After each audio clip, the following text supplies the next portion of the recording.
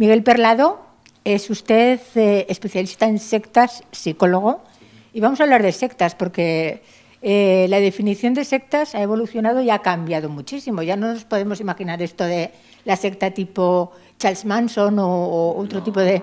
Aquellos son grupos que ya quedaron bastante en desuso, ¿eh? Es más, lo que sí que es cierto es que en el imaginario social todavía pervive la imagen de gurú con una túnica blanca, con una barba hasta las rodillas, en el pico de una montaña esperando un mensaje telepático de un ser de otra dimensión, ¿no?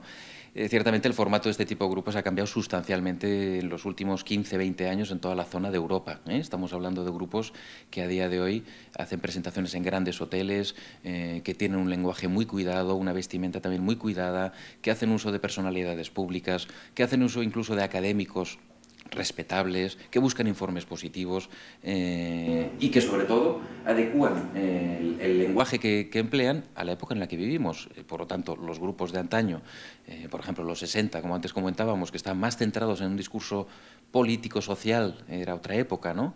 O en los 70, que empezaron con los platillos voladores, o en los 80 las energías, hoy día es todo aquello que tiene que ver con la amplia plétora del crecimiento personal en sentido amplio, del cuidado de ti mismo, sea física, mental o espiritual, y todo ese ámbito es donde con gran penetración están actualmente estos grupos funcionando, con lo cual la definición que hoy día entendemos de secta dista mucho también de aquellas otras canónicas o que vienen a apuntar a una escisión de un grupo mayor o es un grupo religioso minoritario, no. Las sectas no son ni exclusivamente religiosas.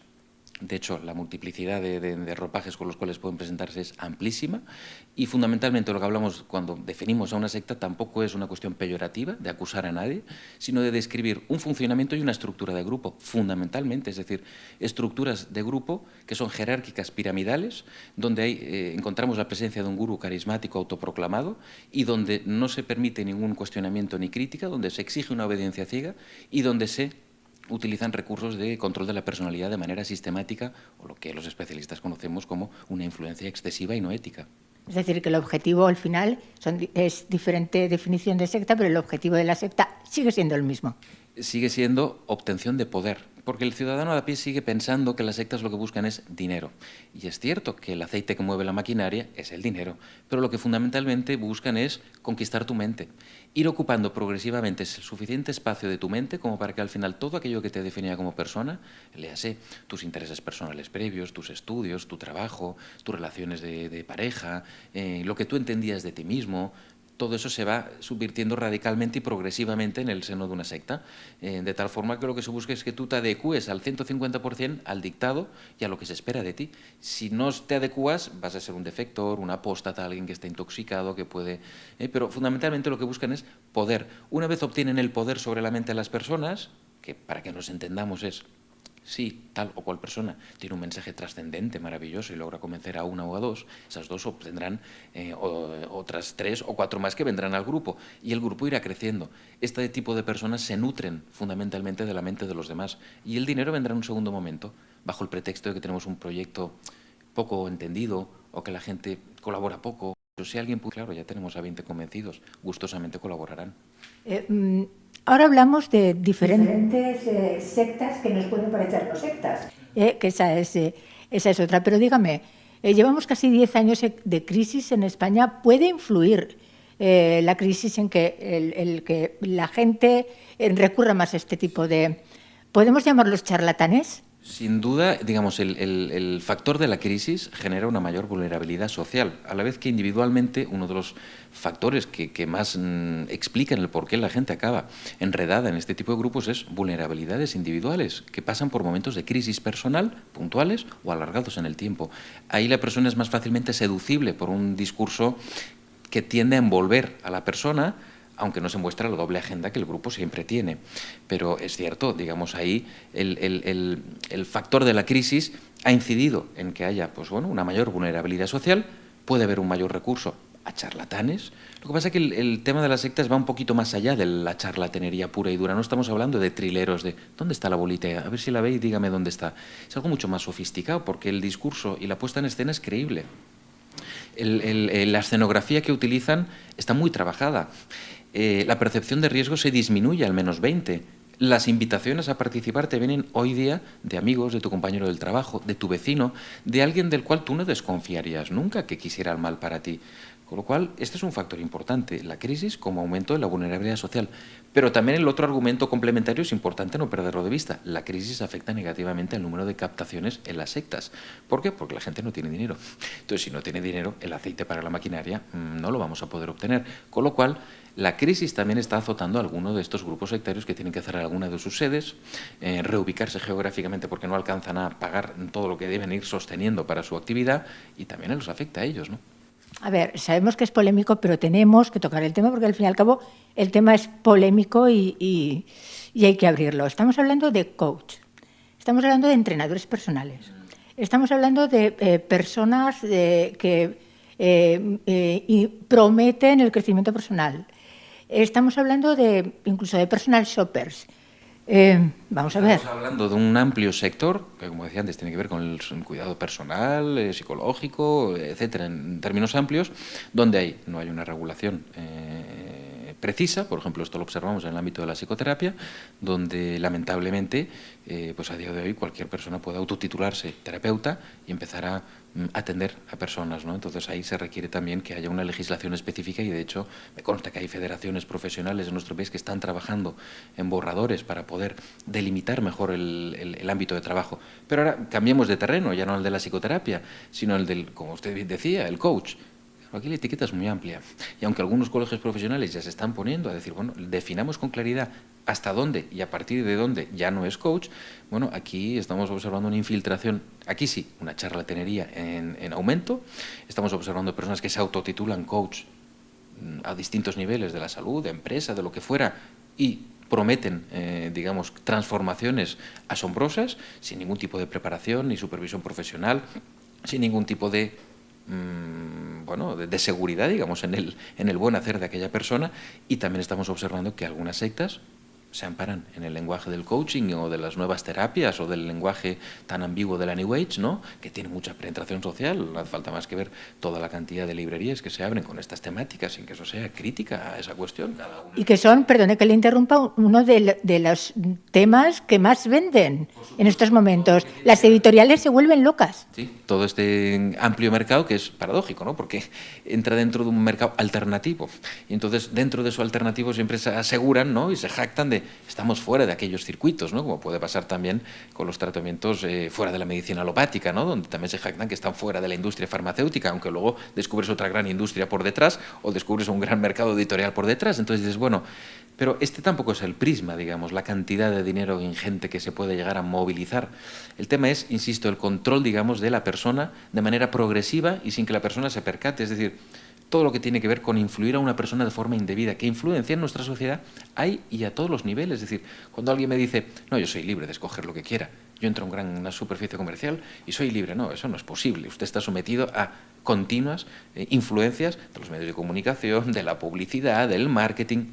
Eso ya sabemos que nos influye. El problema de las sectas es que bajo el pretexto y bajo una gran sonrisa de lo que queremos es el bien para ti y el bien para el planeta, al final lo que buscan es un girarte a la tuerca, el atrapar tu mente y que al final dediques tu vida plenamente al proyecto del grupo, claro. Sin embargo, es muy cool y además da estatus, es decir, tener en nómina pues al entrenador personal, al coach. Si hablamos de ese tipo de fenómenos intermedios, que no hay una concordancia al 100% con el fenómeno de las sectas, ya nos entendemos, sino que son fenómenos a pequeña escala que nos pueden dar luz también sobre esas otras formaciones de grupo, sí, hay varias paradojas. Por ejemplo, vivimos una cultura donde se potencia la autonomía, la independencia, no dependas de nadie, es el gran lema de nuestra cultura occidental frente a la cultura oriental, que tiene otra manera de vivir las relaciones, ¿no? Entonces, lo paradójico es que bajo ese eslogan de tú no debes depender de nadie, luego estén proliferando todo tipo de propuestas por las cuales finalmente se instaura una dependencia excesiva. Yo siempre digo, oiga, usted si quiere ir a un tarotista, vaya donde le plazca. Aquí tenemos dos problemas. Uno, el servicio que se le ofrece. Debería haber una regulación que diga, oiga, pues mire, usted si va a un servicio de tarot o de lo que fuere, tiene estas particularidades. Usted puede esperar esto y el servicio tiene estos costes y el profesional, si es que pudiéramos llamarlo así, tiene estas obligaciones fiscales, laborales, etcétera. Esta es una parte del problema. La otra parte del problema es, oiga, usted puede ir donde quiera, pero es muy diferente que usted vaya con un grupo de amigas una noche a cenar y diga, oye, qué gracia, que nos hagan una tirada de cartas. Oye, a ver qué dicen. Bueno, total, Bueno, vale, pues bien, ¿quién no lo habrá hecho, no? O mirar el horóscopo alguna vez en un periódico, oye, a ver qué dice hoy. Ay, pues mira, parece que coincide. El problema es si para salir a la calle necesitas finalmente el beneplácito de aquella otra persona. Entonces sí que tenemos un problema, porque se genera un problema de una dependencia excesiva y que la experiencia nos dice que suele venir reforzada desde la misma fuente de emisión. Sin mí no llegarás, sin estas cuestiones que te estoy enseñando no podrás evolucionar. Márchate cuando quieras, pero fuera está la maldad, está la energía negativa, está la enfermedad, está la locura, está la perdición. Entonces, claro, yo me acabo quedando, porque resulta que aquí está todo lo bueno, ¿no? ¿Cuándo se nos tiene que encender la luz roja? Esa luz es decir, no solamente de un amigo, de un pariente, de un padre, de un hijo, sino también de nosotros mismos. ¿Cuándo tenemos que ver que esto es peligroso? Claro, aquí hay dos cuestiones también que son diferentes. Claro, cuando estamos hablando de la propia persona, de cómo se puede dar cuenta uno, es que para que la manipulación sea efectiva, uno no se debe percatar. Que esto es también otra de las cosas que la gente de a pie dice, bueno, a mí nadie me controla ni nadie me manipula. Yo es que ahí nunca me metería. Claro, usted ve el proceso, el resultado final, pero no ha visto el mientras tanto y el... Las sectas siempre funcionan con una vitrina y una trastienda. La vitrina es muy atractiva. Ayudamos al tercer mundo, queremos sanar, queremos mejorar la calidad vibratoria del planeta, estamos para ayudar, bla, bla, bla. Pero la trastienda es otra. Una vez cerramos la puerta hacemos otra cosa. Y no digas lo que hacemos aquí dentro, porque no te van a entender, no dejes tus apuntes. Entonces, claro, cuando uno está en ese proceso de transformación en el cual tú no controlas las consecuencias, aunque te prometen que tú eres el que controlas, uno no se percata de la manipulación, solo es de fuera. Por eso es importante, y en nuestro trabajo siempre lo hacemos con familiares y o amigos, que son los que vienen en primera instancia a pedir ayuda. ¿Por qué? Porque la persona no se percata. Y además luego, cuando el proceso empieza a ser efectivo, justifica la explotación. No es que esté limpiando el váter para la guru, estoy haciendo una entrega, estoy purificando mi karma de esta manera. Bueno, pero escucha, si tú empezaste haciendo yoga y estás limpiando las letrinas, sí, pero de esta manera yo purifico mi karma, no lo entiendes. Entonces, claro, el adepto acaba justificando la explotación. Eso es un pequeño ejemplo, luego los hay a mayor escala, ¿no? Hasta personas que pierden sus propiedades o se hipotecan al completo, ¿no? Pero claro, ¿qué notan los familiares y los amigos? Notan o pueden empezar a notar que la persona se aleja, que a la hora de relacionarse algo pasa. Las familiares suelen decir mucho, es que hablo con él, pero no es la misma persona, es algo extraño. Es él, pero no es él. Habla como si fuera otro. Incluso pueden empezar notando también que la frecuencia del contacto va en aumento, cada día va más allá y cada día menos con nosotros. O el empleo de expresiones que no saben de dónde salen. Habla como con frases hechas, con clichés. Yo no le entiendo, parece que me hable desde otro nivel. A veces incluso hay familiares o amigos que tienen esta vivencia y que es ejemplifica muy bien el proceso también, ¿no? Es decir, es que estoy hablando con él o con ella y parece que me está mirando penetrantemente como si supiera algo de mí que yo desconozco, o incluso me mira como, pobre mortal que no sabes lo que estoy hablando. Claro, son ese tipo de cambios los que finalmente alertan a la par de otros, ¿no? Es decir, claro, si hay desembolso económico, si hay mentiras, si hay engaños, si hay distorsión en la información, e inclusive si un familiar se acerca a la persona y dice, oye, por cierto, es que he leído que esto donde estás, no sé hasta qué punto, y aparece la irritación o la cerrazón, cuidado, porque estamos ante un problema que posiblemente esté ya en fase inicial, ¿no? Es decir, porque la persona está empezando a cerrar la mente, y entonces es bastante probable que desde el grupo le estén también empujando a ese cerramiento mental, ¿no? Y a partir de ahí, me imagino que viene un calvario para todos, ¿no? Lo que a partir de ahí viene es variable también según las personas, porque depende del tipo de grupo, del tipo de implicación que la persona tiene con el grupo. Depende también del nivel que logra asumir y llegar esa persona dentro del grupo. Entonces, claro, por ejemplo, es muy diferente, como estamos haciendo en los últimos 10 años, atender a las segundas generaciones, es decir, a chicos o chicas que nacieron dentro o fueron educados dentro, con lo cual no tuvieron un background previo y por lo tanto la distorsión es brutal y el único referente es el del grupo, que atender a adultos que transitaron pero tienen un pasado previo. Entonces ahí habrá que valorar varias cuestiones, el tiempo de estancia, las prácticas que se ejercieron en el grupo, es distinto si hay empleo de tóxicos, si no hay empleo de tóxicos, ya me entenderán, ¿no? Ahora, la salida suele tardar en llegar, lo que no hacemos ya son lo que antiguamente se llaman desprogramaciones, que fundamentalmente era a usted le han programado, tenemos que secuestrarla, llevarla a un lugar apartado, tenerla una semana hasta que le convenzcamos que donde está usted no le está ayudando, déjelo. Claro, esto tiene unos riesgos legales, éticos y morales, ¿no? A ver si hago más daño que beneficio. Entonces, hoy día lo que hacemos es trabajar con familiares y amigos para crear una red de acercamiento a esa persona y invitarle a una conversación que puede ser igualmente intensiva, 1 o 2 días seguidos hablando, de sesión única, digamos. ¿Por qué? Porque lo que nos interesa es compartir esa información con la persona. Es decir, son intervenciones centradas en la información y en todo aquello que el grupo está ocultando y que no le está diciendo, porque el grupo tiende a distorsionar toda la información entrante y saliente. Difícil, pero ¿cómo se llega a estas personas? A mí lo que me gustaría que me dijera es precisamente eso, cuando una persona no quiere escuchar, que está ahí. Por lo general, claro, en nuestro país, no sé como en Estados Unidos, que hay algunos pocos especialistas más, en nuestro país lamentablemente hay contados, por no decir 2 o 3, vamos, si los hay, que se dedican a hacer intervenciones, lo que básicamente yo hago, que son exit counseling, es decir, intervenciones para la salida, es decir, familiares que nos vienen a consulta diciendo es que tenemos que sacarlo. Entonces, claro, eso hay que valorar muy bien, ese tipo de estrategia, si la vamos a hacer o no la vamos a hacer, porque quizá hay que esperar y atenderla una vez salga por su propio pie, ¿no? Pero si la situación reúne los requisitos mínimos de trabajo con la familia, etcétera, lo que hacemos es, insisto, trabajar para lograr un consentimiento del adepto, con el mínimo consentimiento, que esté dispuesto a intercambiar información y experiencias con otras personas y con los propios familiares. Entonces, son situaciones muy intensas emocionalmente, donde la persona se suele sentir como muy atacada y muy cuestionada, ¿no? Bueno, y donde hay que ir acercándose poco a poco y a veces se tarda un año o se puede tardar más tiempo en acceder a esa persona. Es decir, que no es un recurso inmediato ni mágico, ¿eh? Tema de la salud. Es un tema realmente escabroso. Y le voy a poner un ejemplo claro. El otro día muere un niño de difteria porque no estaba vacunado y en el trasfondo descubrimos que la madre era terapeuta, que pertenecía a un grupo de personas que creían en otro tipo de prácticas de medicinas alternativas.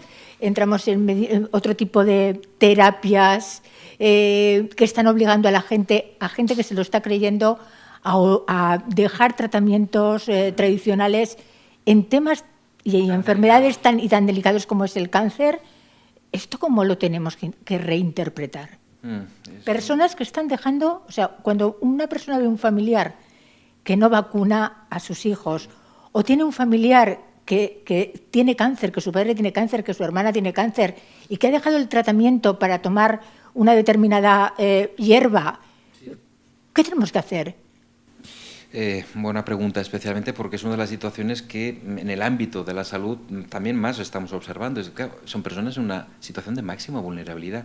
Los sectores fundamentales donde actualmente las sectas están incidiendo en mayor medida son los sectores que tienen que ver con la atención al cáncer, al SIDA, enfermedades terminales, preparación al parto y posparto, situaciones, digamos, médicas complejas, delicadas, es decir, situaciones donde hay mucho sufrimiento. Cuando hay mucho sufrimiento, las personas, por norma general, se agarran a un clavo ardiendo. Esto es condición humana, es decir, porque buscas una solución. El problema aquí es el que decíamos antes, uno deposita una confianza en que algo pueda resultar bueno, pero el problema es si la otra parte no persigue estas mismas intenciones. Entonces, bueno, aquí sí estamos observando estos entrecruzamientos que tampoco tiene que ver exclusivamente con el ámbito de las terapias alternativas. También las terapias no alternativas pueden darse cruces indebidos o situaciones donde finalmente se exige del paciente que se convierta en creyente. Entonces, cuando se exige de un paciente que se convierta en creyente, ya no estamos hablando de una terapia, estamos hablando de otra cosa, una conversión, de lo que sea, pero no es una terapia. Entonces, lo que observamos en muchos de estos supuestos tratamientos o supuestas terapias es un forzar a la persona a hacer ese proceso de conversión para que sea un creyente. Entonces, esto en sí mismo ya es un problema, porque entonces se está forzando un proceso que no es natural tampoco, ¿no? La segunda parte son esas nuevas propuestas, como puede ser el MMS u otros supuestos tratamientos, que por cierto, el tema del MMS, aunque no se suele decir mucho, depende también de una secta, porque el principal promotor es un excienciólogo que fundó su propio grupo y a partir de ahí empezó a promover el MMS, que ha tenido mucho predicamento y sigue teniéndolo, y graves problemas también, con distintos gobiernos que se han posicionado en contra también de los riesgos inherentes, ¿no? Entonces, claro, son fenómenos que si quieren son muy antiguos, ¿no? Porque siempre ha existido el carromato de charlatanes, ¿no? De feria que iban de pueblo en pueblo ofreciendo todo tipo de recursos milagrosos. Lo que pasa es que hoy en día se ha vuelto mucho más sofisticado, hacen uso de supuestas estadísticas, supuestos estudios científicos, supuestas muchas cosas, que luego cuando uno empieza a mirar de cerca dice, pero ¿quién dijo esto? ¿Y de dónde sale exactamente? Y aquí valen desde tratamientos, insisto, del orden de la la medicina alternativa, ¿no? Donde también hay una gran ausencia de regulación y eso también tocará regular tarde o temprano, pero también de otros sectores donde también, pues bueno, insisto, ¿no? Ahí depende también mucho de la cualidad y de la profesionalidad de aquel que pone en marcha este tipo de tratamientos, ¿no? Y especialmente de la supervisión externa, de si hay otras agencias que también pueden intervenir o si finalmente es eso, ¿no? Un proceso de creencia y de conversión donde yo debo depositar una fe en que aquello se ve que me va a sanar, ¿no? Y eso puede llevar, evidentemente, como usted decía, a abandonar tratamientos, puede ser por vía activa, porque estos mismos practicantes digan, esto no le va a ayudar, o bien por vía indirecta de, usted haga lo que quiera, pero esto es mucho mejor que aquello. Entonces, claro, ahí hay riesgos, y esto lo hemos visto, ¿no? Con temas, por ejemplo, como la nueva medicina germánica, donde antaño también, pues bueno, el famoso doctor Hammer y otros, ¿no? Que empezaron con todo este movimiento de el cáncer no es más que resultado de un choque emocional, ¿no? Y ahora hay nuevas propuestas con nombres muy rimbombantes y supuestamente muy técnicos y científicos, como biodescodificaciones, bioneuromociones, etcétera, etcétera. Y se va diversificando el terreno sin ningún tipo de regulación ni supervisión, ¿no? Y especialmente jugando con emociones que están muy en punta y con situaciones muy límites, ¿no? ¿Dónde está la responsabilidad penal? ¿Y dónde está la responsabilidad civil? ¿Y dónde está un poco la responsabilidad? Porque sabemos que todo este tipo, muchos terapeutas de este calibre están dando másters y clases en, por ejemplo, facultades de medicina. Sí, es cierto, ¿no? Y esto también es paradójico, ¿no? Entonces la responsabilidad es conjunta de todos y cada uno de nosotros. A pequeña escala, cuando uno sabe y detecta, de poder informar, alertar, sin generar pánico social, pero poder decir, esto está pasando, pero también a nivel profesional, poder notificar y decir, oiga, esto está sucediendo. Y eso a todas las escalas. Porque es cierto que a día de hoy lo que observamos es una banalización y una relativización del fenómeno. Todo vale, no hay que ponerse así, usted es un inquisidor, parece que está en contra de lo alternativo. Que no tiene nada que ver, sea alternativo o no alternativo. El problema es cuando se juega con las emociones de las personas o, dicho de otra manera, cuando se les sitúa en una condición cuasi experimental, jugando con sus mentes y desconociendo los resultados, que son muy inciertos, porque hay personas que acaban sufriendo severas crisis de ansiedad o acaban sufriendo descompensaciones psicóticas en determinadas actividades muy intensivas o acaban dejando tratamientos médicos que pudieran haberles ayudado y falleciendo o complicándose su situación médica. Entonces la responsabilidad es conjunta y de todos, porque cuando ya empieza a incidir en esos sectores, como usted bien decía, la universidad, etcétera, uno dice, ¿aquí qué está sucediendo? Pero no hay que olvidar otra cosa, que es que este tipo de propuestas y de grupos se revisten de un lenguaje absolutamente creíble. Y entonces, esto empieza así, más o menos. Alguien descubre un nuevo sistema, una nueva técnica, que puede ser anodina, absurda, un refrito de antiguas. No se descubre grandes cosas últimamente, digamos, porque ya mucho ya se descubrió, entonces como mucho son combinaciones de cosas antiguas, pero bueno, descubre una técnica y entonces la transforma en método, porque es una técnica que vale para todo, y entonces es un método, entonces este método vale para todo tipo de pacientes. Entonces después del método, lo siguiente que hay que hacer, ¿qué es? Hombre, es vender diplomas. Entonces hay que expender diplomas. ¿Para eso qué hay que crear? Una entidad. ¿Y para eso qué hay que hacer? Revestirse profesionalmente con una apariencia. Entonces, bueno, es un poco la estrategia y el leitmotiv que siempre sigue, ¿no? Es decir, a partir de una técnica que supuestamente vale para todo, se constituye un método, una escuela, una gradación, unas formaciones, y venga a dar clases y a dar cursos. Ahora, ¿quién regula eso? Nadie. Entonces, en sí mismo, no está exento de riesgos. Detrás de todo eso, usted lo ha nombrado antes de solapadillo, pero yo lo voy a decir, se mueven millones de euros. Hay empresas multinacionales creadas respaldando, y le voy a nombrar una empresa, Herbalife. Sí, bueno, es un ejemplo de los prototípicos y de toda la vida, ¿no? Herbalife, Amway, esos ejemplos más clásicos. Pero esto ha cambiado. Empresas, perdón, que vamos a decir, cuyos vendedores son sus propios consumidores adeptos y que tienen que convencer a otros, por lo cual a lo mejor tienen pues 80.000, 100.000, 200.000, no sé cuántos miles de millones de... Lo mismo que los testigos de Jehová o otras estructuras que al final son grandes estructuras comerciales y empresariales, no hay duda, ¿eh? Es decir, entonces el tema es, y más allá de mencionar grupos en concreto, porque a veces la gente, pero díganos ustedes, ¿cuáles son los grupos? Mire, es que nuestra tarea es más dar los elementos, porque los grupos cambian. Por ejemplo, los elementos para que usted detecte y valore por sí mismo, porque hay que potenciar el espíritu crítico, porque si no todo vale. Entonces, bueno, Herbalife, sí, es un claro ejemplo, prototípico. De hecho, facturan millones, es una de las pocas empresas que han entrado en crisis y han seguido aumentando sus beneficios, cosa Y luego hay distintos análisis a hacer de sus productos, de la bondad, etcétera, etcétera. Ahora, los grupos han cambiado. Por ejemplo, estas estructuras tan clásicamente comerciales, jerarquizadas, etcétera, ahora se revisten de otro lenguaje, como decía antes. Por ejemplo, usted le invitan a una reunión donde vamos a practicar unas respiraciones y meditación. Y no hay ningún compromiso de dar nada, no se preocupe. Y además es para mejorar la calidad vibratoria del planeta, ¿no? Así que, bueno, pues vamos, ¿no? Total, me voy a ver con 2 amigas y bueno, pues mira, ¿no? Sea interesante, ¿no? Alguien dará una charla, bueno, pues mira, oye. Entonces, a mitad de la actividad, alguien aparece entre el público y dice, oye, tenemos una propuesta que no sé qué, las células de la abundancia o lo que fuera, ¡pum! No, pero esto no era para mejorar la calidad vibratoria. Pero ¿y por qué ahora rápidamente? Es lo que pasa en cualquier secta, sin darte cuenta, pum, ya te han introducido algo y ya estás firmando. Y dices, bueno, pero igual me precipité. Ya, pero es que es una gran oportunidad. Entonces, esas estructuras cambian. Hoy día ya no es tanto. Es más, en Occidente estamos como más inmunizados a que te entren o aborden, mejor dicho, por la calle. Por favor, ¿quieres? Oiga, déjeme en paz. Cuando quiera ya me acerco. Entonces, esas estrategias han cambiado. Hoy es más el boca a oreja. Estoy yendo a unos sitios, te va a ir bien, porque son unas charlas que la verdad que te suben la autoestima. Y oye, va gente como tú y como yo, y, oye, ¿pero quién lo lleva? No sé, pero está muy bien. Y, entonces, aparentemente hoy en día todo funciona como somos iguales, no hay ningún gurú, luego aparece en un segundo plano, en un segundo momento. Pero de entrada son muchas puertas por las cuales tú puedes entrar y, como usted bien decía, hay empresas vinculadas directa o indirectamente. Hay muchas sectas que tienen medios de comunicación, canales de retransmisión televisivos, que facturan millones de euros al año, que no declaran evidentemente ni la mitad de lo que ingresan y van moviendo. Es decir, sí, son estructuras claramente enriquecidas, esto no hay duda. ¿Qué dice la Administración al respecto? ¿Ninguna de las administraciones dice nada? Bueno, en nuestro país aparentemente ninguna de las administraciones dice nada. En otros países, por ejemplo, en Francia, donde disponen de una comisión interministerial, es decir, que los distintos ministerios y departamentos cotejan las informaciones y las ponen en común, es decir, el de Hacienda se reúne con el de Educación, con el de Sanidad y dicen, bueno, a ver, ¿qué tenemos aquí? Pero ahí tienen una ley específica, igual que en Bélgica o en Luxemburgo. En nuestro país no hay y, por lo tanto... Entonces, mi pregunta... Entonces, eso significa que usted mañana puede hacer un curso de coach o de sanación telepática, igual por decirle 2 cosas, usted igual piensa que son absurdas, pero es decir, pueden ser, o de sanación a través de la transmisión de energía con las manos, y después de un fin de semana se pone usted una placa en su casa y se pone como sanadora. Nadie le va a venir a inspeccionar. Y si yo como persona que acudo a este terapeuta muero o mi hijo muere porque yo he creído...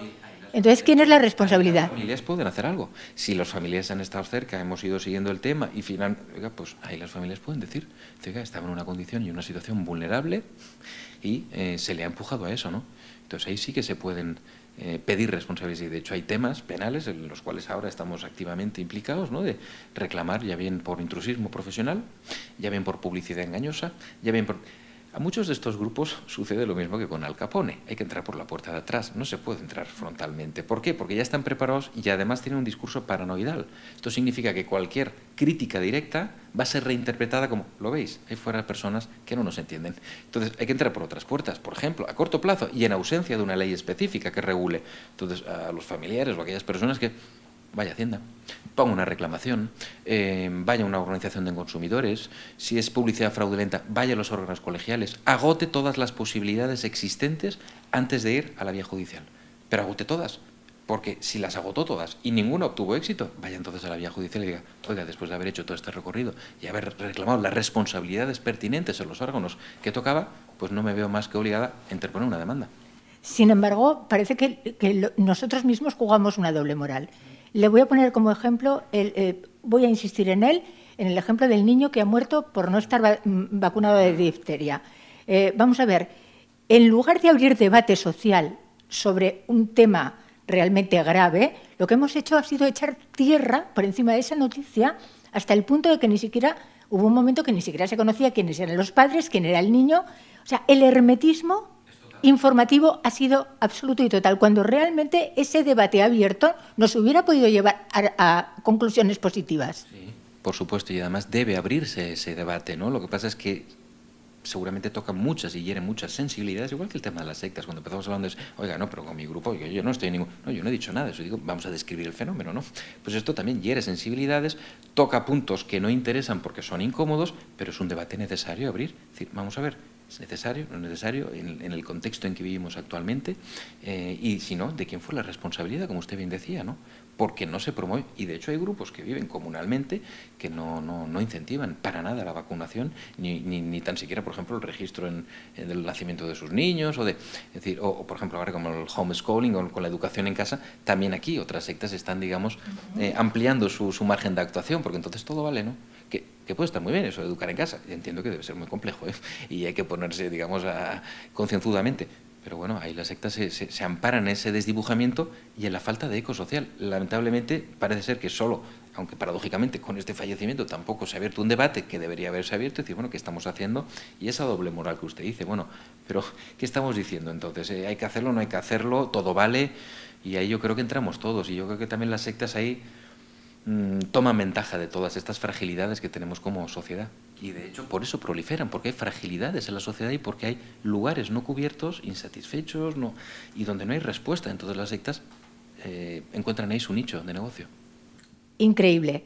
Qué pena, qué lástima que sean sobre todo nuestros más pequeños, los niños y los ancianos, muchas veces, porque también está ocurriendo, los ancianos se están viendo en una presión brutal por parte de las sectas y están muchos perdiendo incluso la dignidad. Sí, y de hecho esta es otra cuestión importante, porque también parece que el patrón entrarán tan solo adolescentes. No, es que esto ha cambiado. Es decir, hoy en día nos vienen hijos consultando por sus padres.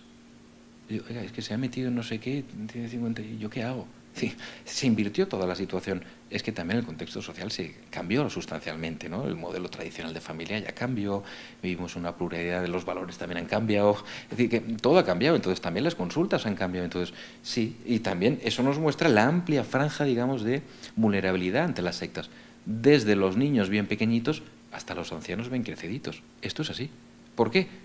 Además porque son los niños porque son fácilmente manipulables y los ancianos también porque son fácilmente manipulables, muy dependientes, muy necesitados, y muchas sectas lo que hacen es aprovecharse de los momentos últimos, por ejemplo, pasar un momento por el hospital, firme este documento y entonces nos agenciamos con su casa o con lo que fuera, ¿no? O bien pueden ir a hacer visitas al hospital diciendo que es tarea humanitaria para lograr acercarse a la familia y obtener después un apoyo secundario de aquella familia para sufragar otras cuestiones del grupo, etcétera. Entonces sí, la franja de edad es amplísima, no nos quedemos con la idea de son adolescentes perdidos y que no saben lo que hacer. No, ni de lejos. Increíble.